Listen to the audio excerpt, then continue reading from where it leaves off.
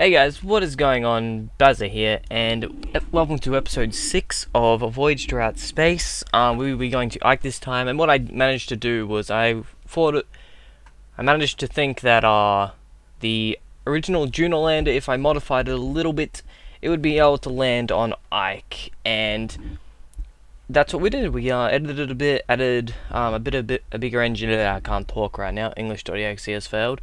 But we added the bigger engine, we added some more fuel, just so that it can land very smoothly. And we can't really see the names yet, but I did take the second Kerbal out to Ike, just like I left one Kerbal in orbit, and I left one Kerbal in the lander. So that went particularly well. So I've still got the what I was also thinking is that now I can actually get my Kerbals home by using two of the launches. I think yes, by using one of the landers and one of the launches. I can go pick them up, and then I can go back down to land, pick them up again, and then we can get back home. But we'll do that in another episode of Voyage Throughout Space. Once we've landed on every thing, then we'll do it.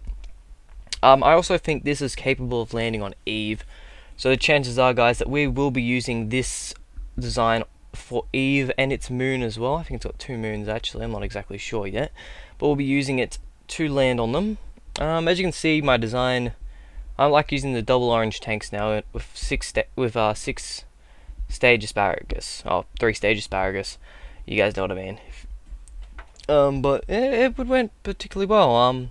My first thing, for some reason, it decided to go wonky and blow up and do all kinds of stupid things, but overall it went really well. And there is about 20 minutes of burning. There was about 20 solid minutes of burning straight, of trying to get an encounter on Juno, and then not on Juno, to circleize our orbit of Juno and to get to Ike as well, which is very frustrating. But you'll see that we get an actual direct encounter with Juno, so we can actually get to Ike, which is really nice. I didn't expect it, but I love it when it happens. It's just the best thing that can actually happen. So it went fairly well. I decided, you know what, we can actually probably get a Juno encounter. Let's actually try. And I'm just mucking around in the map view for a couple of minutes, as I just set as the targets, and now we can see where all the capping things are, the encounter things. And as you can see, this thing probably could go to Drees. I think it's Drees. I can't say it properly. I know it's something along those lines. I was watching I think it was Hawk Gaming. Harv, I love your videos. I was watching Harv talk about the planet that's just beyond what do you call Juno. And I can't remember what the hell how to pronounce it properly, but we'll get there eventually. We'll probably be going to Eve and its moon next. I might try and do that in one episode, but that might be about a 50-minute video, and I don't really want to be sitting on my ass uploading a video for 50 minutes. But that's besides the point. It may happen. This video was running at 2x speed. I wasn't going to sit here for 50 minutes and talk about random stuff, because this is a post commentary. So as you can see, we're just going over Kerbal. Now we're burning towards our Juno encounter, which is about another 10 minutes away.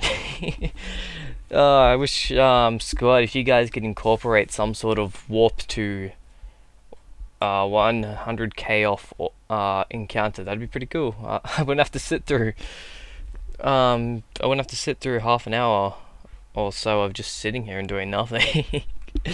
I mean, I had enough time to go make myself a drink and come back and all that jazz, but you know, if things happen, you know, all that jazz. So I'm not sure what to talk about at this point. We could talk about a lot of things, a couple of things, a lot of things, but I don't know.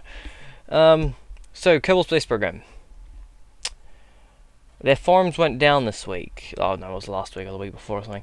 And they lost a bunch of data, which was crappy and slightly annoying, because I actually wanted something from the forums, but oh well, doesn't matter. But guys, actually, this is what I did want to talk about. I will be, I think it's every Tuesday or Wednesday release this. I think it's Wednesday for Australia.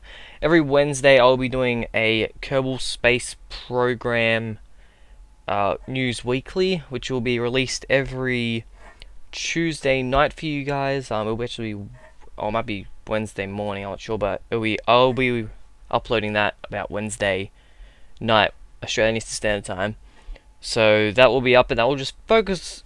It will just be more a videographic sense instead of the KSP News Weekly that the KSP team does, and it'll just be sort of summarizing it, having a look at what's been going on throughout the actual week, doing a couple of spotlights on new mods and also new ships, and probably also some spotlights on some videos that have come out during that week.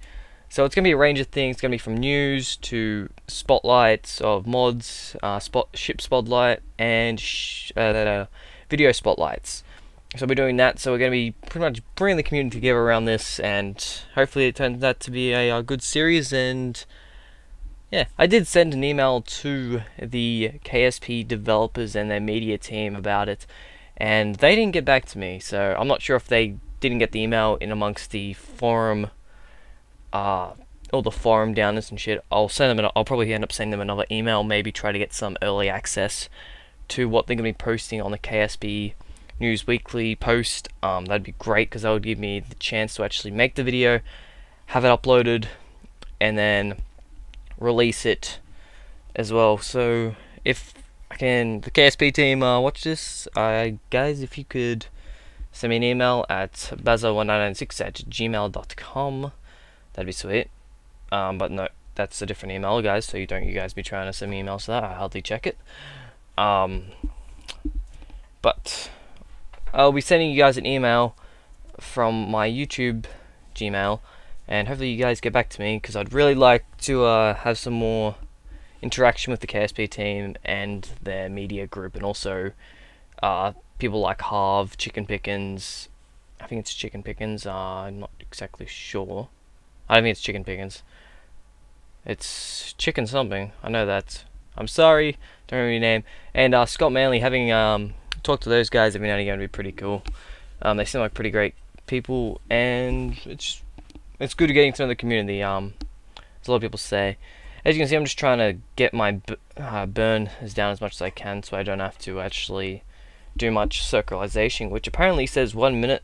Like 3 minutes at one point, and then for some reason once I start burning it goes to 19 minutes, and I was like, oh god, 19 minutes of burning, this is going to take a long time. So that's when I went and got my drink and all that jazz. But as you can see, we're heading to Juna and its moon Ike, and here comes, we're just closing in right now. Harv, how do you do this? How do you do this, Harv? How do you do this? I'd much rather just do a non-post commentary and do the commentary in-game and just cut a lot of the burning out. But overall, here's our encounter with Juna, which you'll see is going to be 10 minutes of me talking. Guys, I've decided I'm not going to wait through all this crap. So I'll start with the power of magical editing. I will be back after 10 minutes of burning. And surprisingly, we're back, and there goes 20 minutes or so of burning. So what happened? Well, there's a magically big black screen about to come up for about a whole minute of the recording session, but you know, shit happens, and you know, we can't do much. Holy crap, what the hell just came up my Facebook feed? Huh, interesting. Anyway, so as you can see, oh, it's one of those videos. Oh god, I hate those. Anyway, what is happening now is that we are getting our Ike encounter, which I'm pretty sure a lot of people wouldn't do it this way, but I do things I guess the hard way and the retard way that nobody else would do. So what I do is I'm pretty sure people just get the encounter with Juna and then they outburn the thing. I'm pretty sure that's how most people do it. But you know what, I go for the direct approach, because the direct approach just seems more logical to me most of the time. So I just burn straight to it, and it works. It's just that it looks weird as shit when I'm trying to get into an orbit with it, but it works. I'm not sure what other people think at this time, but there is Juna in the background of Ike, and yeah, shit's happening. We're doing our thing and all that jazz, and I'm about to get into orbit. And the landing stage is fairly good. I find a flat landing place. I remember landing on Ike about it was a while back. I think it might have been 2 or 3 weeks ago, where I landed on the side of a mountain and rolled down the mountain for about a good 3 or so minutes. I think it's raining as well, but I was rolling down the mountain for about a good 2 or 3 minutes before I managed to actually prop myself up, get about 200 meters between me and the ground, and successfully land it properly without the ship without our lander rolling down a hill. Lander rolling down a hill, rolling down a hill. I don't know what I'm doing. You guys probably didn't enjoy that either. So, well, the point is that, well, I don't know. Random crap. Half of this sound is probably not going to be in sync because I did not delete the soundtrack, unfortunately. But you guys can listen to random sounds in the background as well, so that's fine. You probably hear me just swinging on my chair right now. And I don't see how people fall for those videos. It's disturbing as shit what people do is just funny. What's this?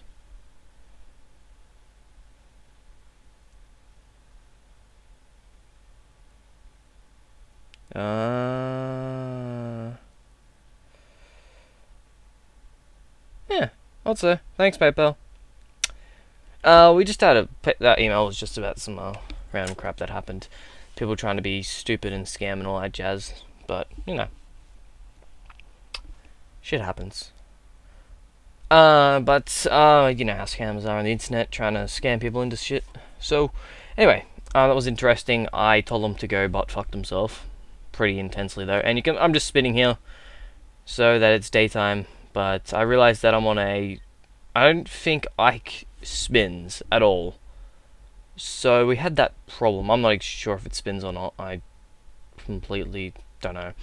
But anyway, we decided to land eventually because I can't be stuff spinning for 3 hours or so. And we get quite a good landing.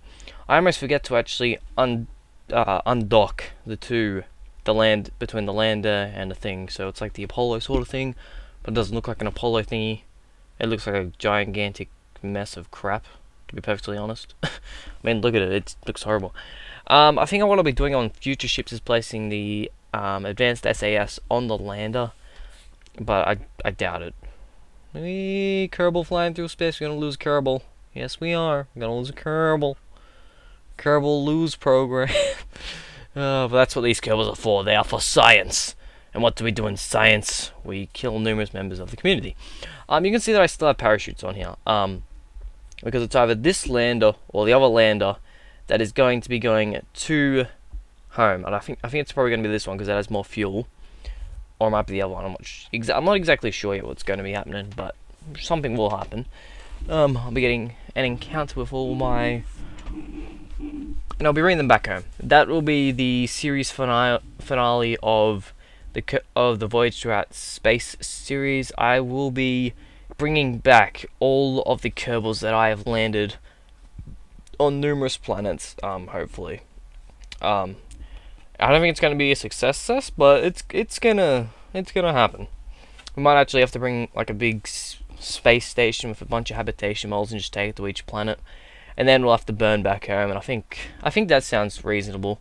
We'll drop off our fuel depots at each planet for the space station to pick up, and on its way it will just pick up each Kerbal. So we'll go to the moon, we'll pick them up, we'll go to Minimus, and we'll go pick them up, and so on and so on. You get the point.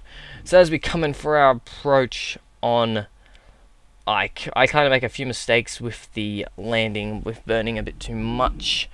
I wasn't really paying attention because I've been sitting here for 50 minutes already, so Sitting here for 50 minutes and recording isn't exactly what you want to be doing. It's not the ideal thing, and what we have here is a black screen. For some odd reason, we have a black, ugly screen staring right at us, and I think it misses most of the landing part. I think Fraps just decided to drop a shit ton of frames, and Fraps, I hate it when you do this. Like, we're missing out on a good 3 minutes of recording. Note to self.